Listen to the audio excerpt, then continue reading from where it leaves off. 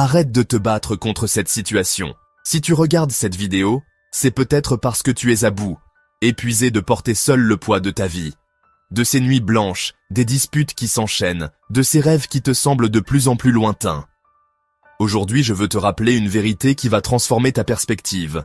Dieu a déjà gagné ta bataille. À 30, 45, 55, 65 ans, la vie nous présente des défis que personne ne nous avait préparés.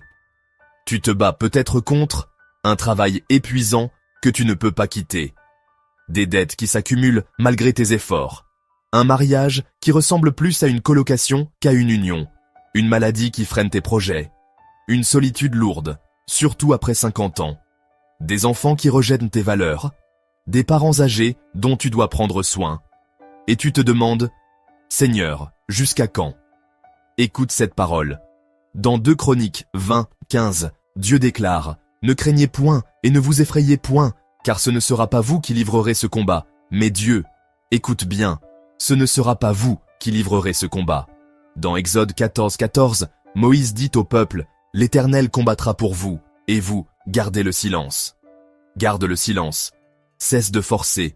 Jésus a dit dans Jean 16, 33, je vous ai dit ces choses afin que vous ayez la paix en moi. Vous aurez des tribulations dans le monde, mais prenez courage, j'ai vaincu le monde.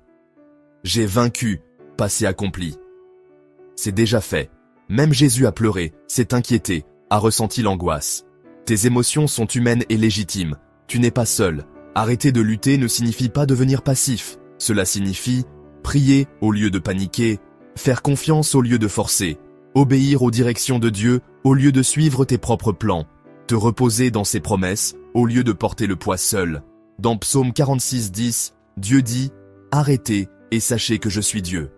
Le mot hébreu « arrêter » signifie littéralement « lâcher prise », « détendez-vous », « cessez de vous efforcer ». Dieu te dit « lâche prise, je m'en occupe ».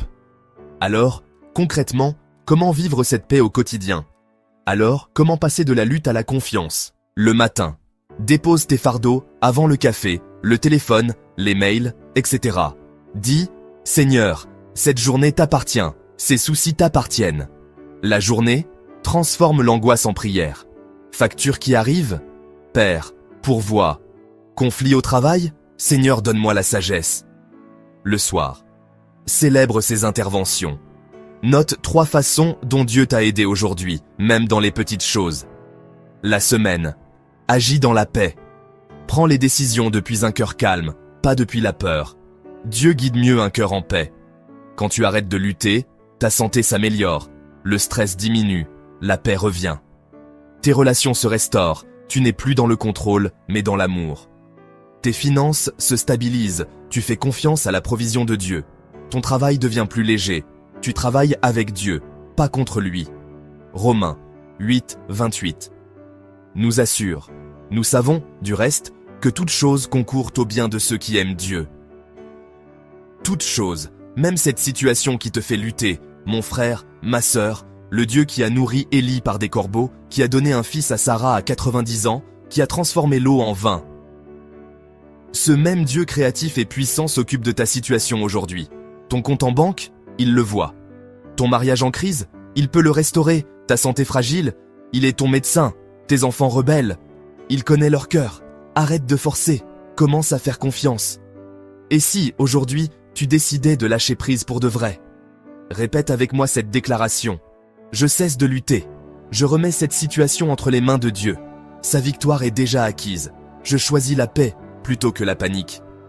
Dis, Seigneur, je te remets ce combat. Tu as déjà vaincu. Aide-moi à te faire confiance et à marcher dans ta paix. Au nom de Jésus, Amen. Si cette parole résonne en toi, écris « Je lâche prise » et partage quelle bataille tu remets entre ses mains aujourd'hui.